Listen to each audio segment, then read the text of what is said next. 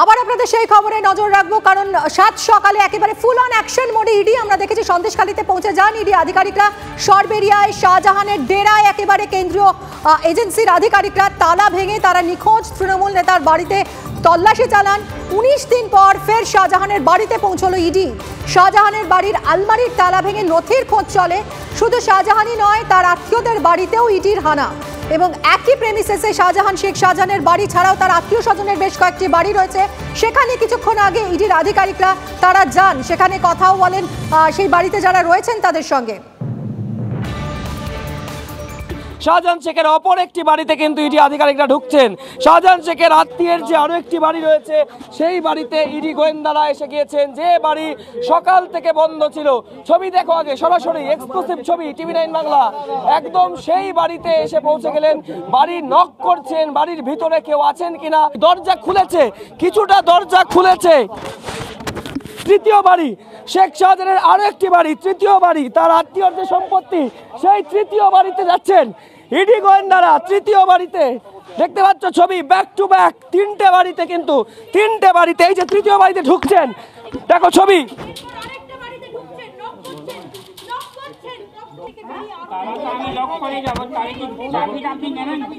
শাহজাহান শেখের তিনটে বাড়িতে কিন্তু ইডি আধিকারিকরা এলেন, কথা বললেন। দুটি বাড়িতেই কিন্তু তাদের কথা অনেকটা এরকম, বাড়ির চাবি কি রয়েছে, বাড়ি থেকে কেউ আছেন। আর যেখানে ঠিক তল্লাশি অভিযানটা চলছে, শাহজাহান শেখের মূল যে বাড়ি সেই বাড়িতে যাচ্ছেন। এবার বাড়ির পিছন দিকে, বাড়ির ব্যাক সাইডে, যে ছবি আমরা আগেও দেখিয়েছিলাম, ব্যাক সাইডে বাড়ির পিছন দিকে পৌঁছে যাচ্ছেন ইডি গোয়েন্দারা।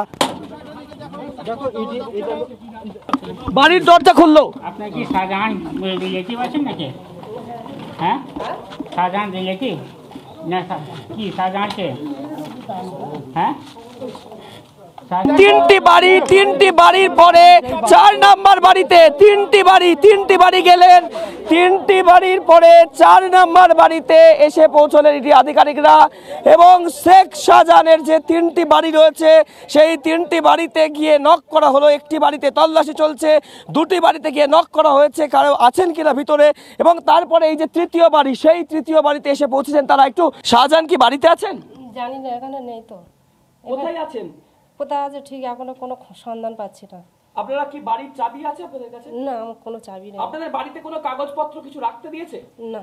এখনো পর্যন্ত ইডি আধিকারিকরা, ইডি গোয়েন্দারা যেটা চেষ্টা করছেন যে বাড়ির যদি চাবিগুলি পাওয়া যায় তাহলে সেক্ষেত্রে চাবি দিয়ে বাড়িগুলিকে খোলা হবে এবং খুলে তারা তল্লাশি অভিযান চালাবেন। তার কারণ প্রথম বাড়ি বাদ দিলে যে কটি বাড়িতে ইডি আধিকারিকরা গেলেন কিছুক্ষণ আগে, প্রত্যেকটি বাড়িতে গিয়ে কিন্তু সেই বাড়ির চাবি আছে কিনা সেই বিষয়টি তারা জানতে চাইলেন।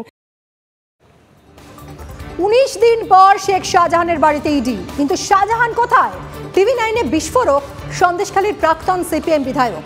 5ই জানুয়ারি থেকে কোথায় কোথায় ডেরা শাহজাহানের, কিভাবে এক ডেরা থেকে আরেক ডেরায় তার যাতায়াত, কাদের মদতে, কি কৌশলে ডেরা বদল।